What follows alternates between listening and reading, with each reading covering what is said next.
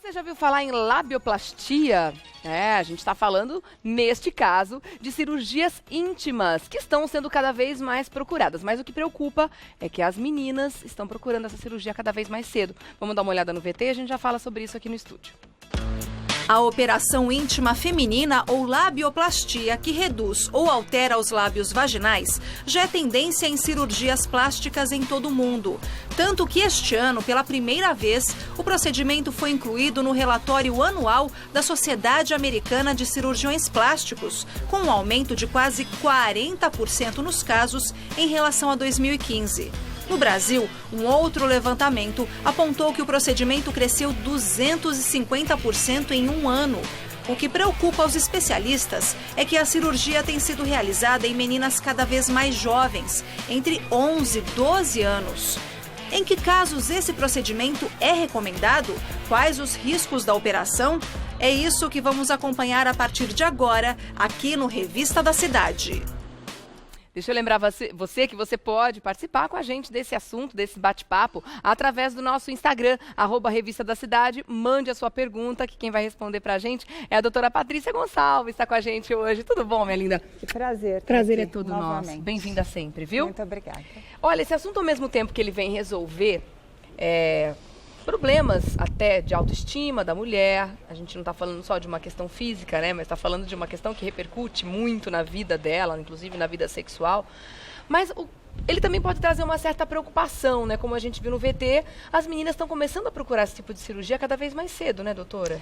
A informação tem vindo cada vez mais cedo e através da internet, muitas vezes as meninas se colocam numa posição sexualizada e acabam fazendo um comparativo entre elas, até mesmo por conta de fazerem nudes, que é o que nós temos observado através dessa procura exacerbada da ninfoplastia ou labioplastia, que também tem esse nome, ninfoplastia. Tá, então um dos culpados, a gente pode dizer assim, seria essa erotização cada vez mais jovem, né, das meninas, que tem acesso a conteúdos que há um tempo atrás a gente não tinha, né? Sim. E aí dá margem a essa comparação e dá margem também a que elas fiquem com essa ideia de corpo ideal, que vai além de colocar uma prótese de silicone, de ir atrás de outras modificações, mas agora essa modificação está sendo um pouco mais drástica, né? A gente pode considerar. E nós temos observado que as meninas têm procurado colocar próteses de silicone, como você citou, Regi, muito mais precocemente.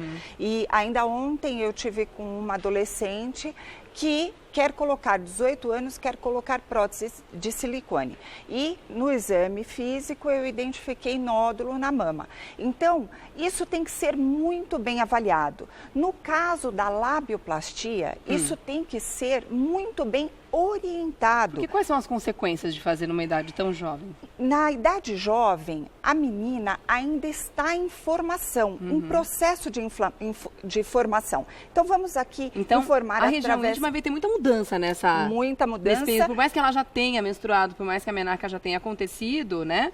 A gente vai ter algumas transformações aí hormonais que vão acabar acontecendo. Exatamente, porque quando a menina tem a primeira menstruação, que é chamada menarca, ela tem um processo evolutivo hormonal de, vamos dizer, para ir em casa ficar mais fácil de entender, amadurecimento hormonal. E com esse amadurecimento hormonal, os órgãos genitais vão se amadurecendo também. Aí para você em casa, para você mãe, para você adolescente, entender melhor.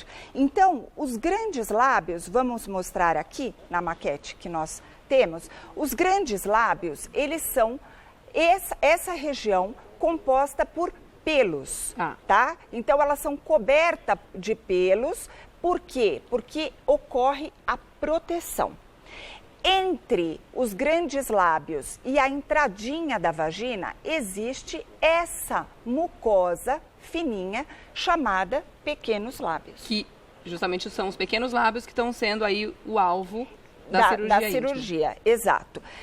Ocorre que existem casos que há necessidade de se fazer a cirurgia. Quais são esses casos? Mas esses casos é quando a mulher já em idade adulta tem a formação total do seu períneo, que é essa região composta pelo monte púbico, grandes e pequenos lábios, entrada vaginal e região perianal. Esta região já está amadurecida. E com isso, os grandes lábios vão retrair e os pequenos lábios vão ficar mais protrusos.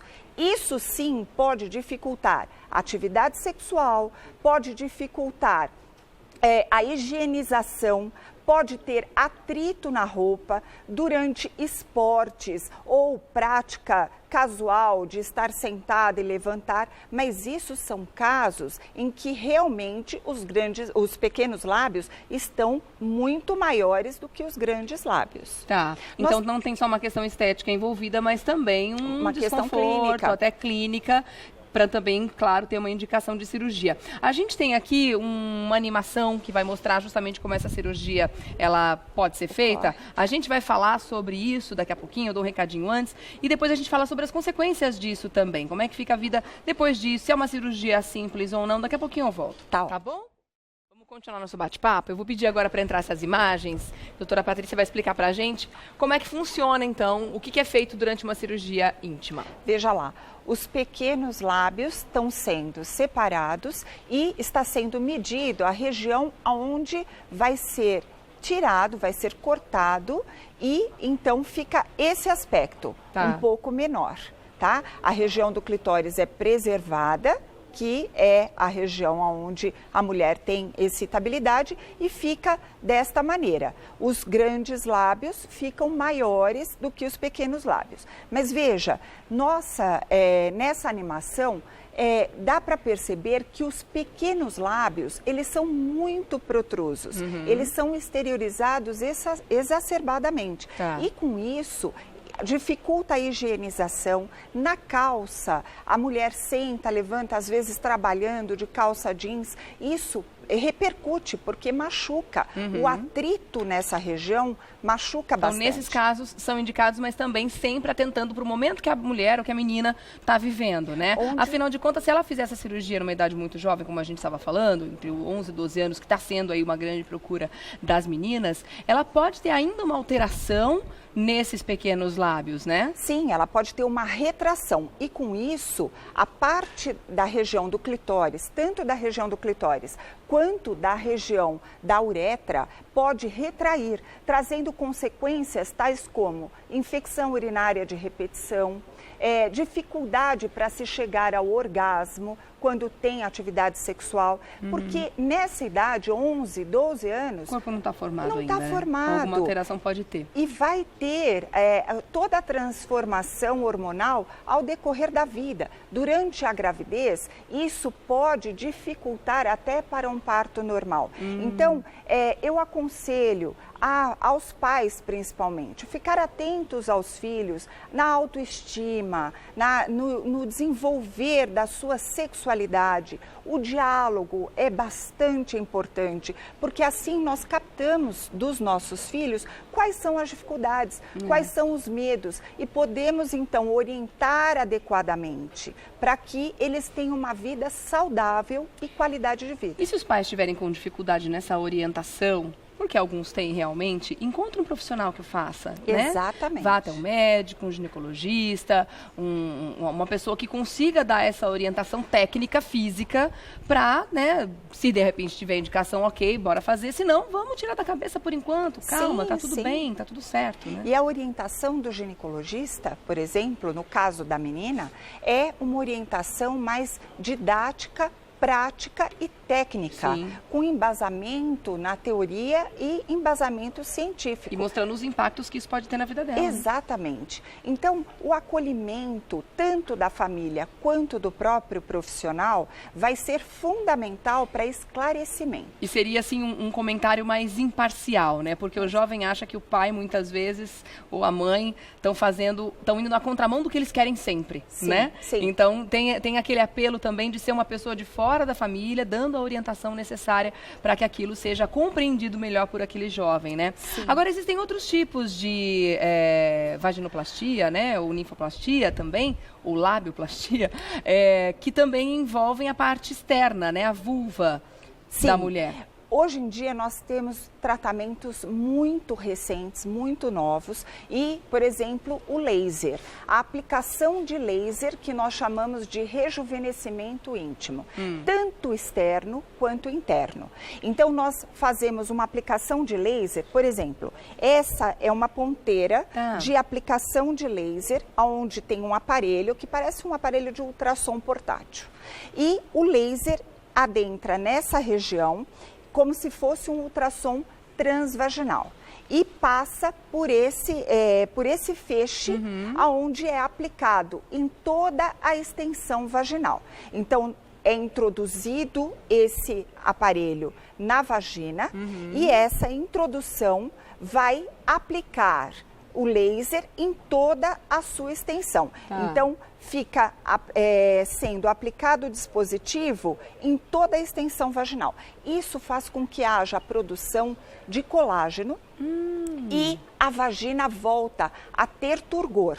Então, quais são as indicações? Pacientes menopausadas, pacientes puérperas que recém tiveram os seus bebezinhos e estão com a vagina mais atrofiada, casos em que a paciente tem perda urinária involuntária e que ela não é um caso cirúrgico, por exemplo, ela não tem uma bexiga caída, mas ela tem perdas urinárias. Mas tem um ganho nessa parte também, olha que interessante. Por quê? Por conta da perda do colágeno, faz com que exista um estiramento do canal uretral e quando a bexiga enche, a uretra não segura, o esfíncter da uretra não consegue segurar. Então, existe uma perda urinária. Quando a mulher anda, corre, faz exercício físico na academia, ou mesmo quando ela tosse, quando ela ri, quando ela espirra, qualquer mínimo esforço, ela perde urina. Isso acontece mais ao longo da vida, com a idade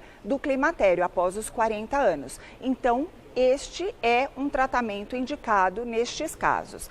E o laser também externo vai fazer com que esta região da vulva fique mais túrgida, então não vai ficar tão caída. Esse é um tratamento também novo. Olha que interessante. É bastante a gente fala interessante. bastante em estimular a produção de colágeno em tantas áreas do corpo, né? Muita gente não imaginava que essa era uma área que também a gente poderia estimular a produção de colágeno. Agora, as mulheres que têm a vulva um pouco mais avantajada também podem contar com cirurgia íntima para resolver isso, né? Sim.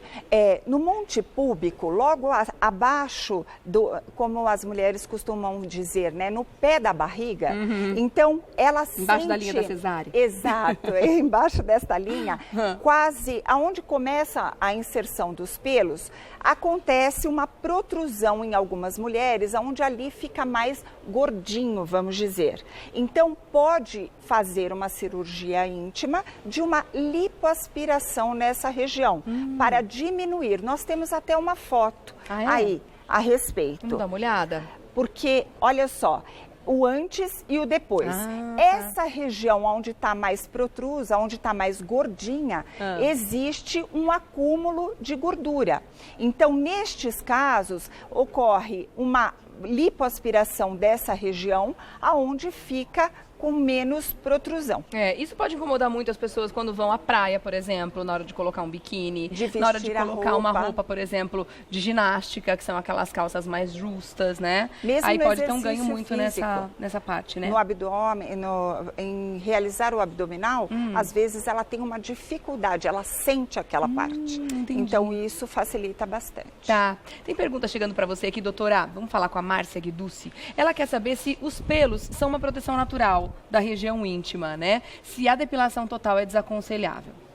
Ótima pergunta, Márcia. Sim, os pelos são para proteger a entrada da vagina. Por isso que esta região triangular da vulva, onde os grandes lábios são compostos, são cobertos por pelos, é para dar uma proteção. Mas veja, se você fica com os pelos muito grandes, sem aparar, também pode ser uma porta de entrada para bactérias através dos pelos. Então tem que ser o equilíbrio aí. O equilíbrio. Tá. A higiene é fundamental e aparar os pelos. Mas aquela região do triângulo da vulva, não tire todos os os pelos. Você pode fazer depilação na virilha, depilação íntima, que é a região perianal, mas ali na vulva, na região dos grandes lábios, não tire todos os pelos, porque até o atrito na calcinha, pode incomodar, machucar e levar a vulvovaginite. Tá certo. Deixa eu agradecer então a presença da doutora Patrícia Gonçalves, ginecologista e obstetra, que esteve com a gente hoje, esclarecendo um pouco mais sobre a cirurgia íntima, tirar esses tabus da frente e dizer exatamente para quem ela é indicada, né? Obrigada pela presença aqui. Eu que agradeço sempre. Até a próxima, vocês fazem viu? um excelente trabalho. Obrigada, doutora. A gente Muito se vê em breve. Obrigada, viu? Tchau. Assunto bem interessante, né? Já que está cada vez mais atual.